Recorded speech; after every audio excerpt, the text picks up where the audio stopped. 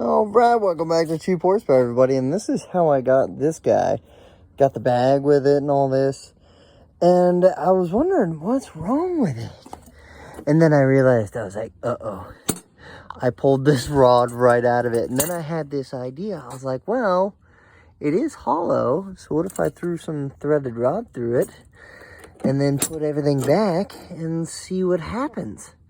So, yeah, that's exactly what I'm gonna do right now. All right, great success. So as you can see, I cut off the excess from that threaded rod, and it all moves solid together again. Like I said, just putting it through that piece was enough to do the trick. Now, I am gonna put a little blocker here on the bottom, which it definitely needs. But other than that, this worked like a dream. Right, now this is where it gets fun. You ready?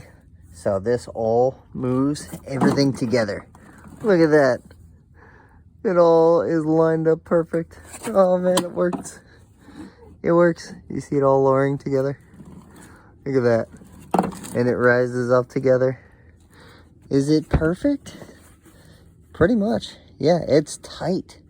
It's tight. You can actually see the whole bar moving together. And there's no slippage.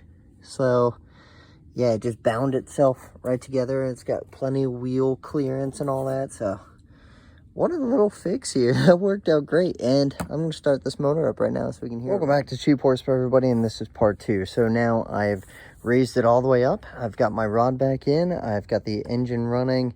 That was really easy. Really just needed gas in it, but I needed a valve adjustment more than anything.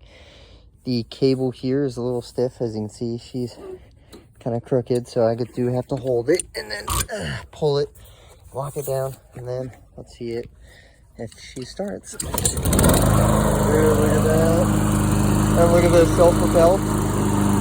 Self-propel works. What? This is awesome.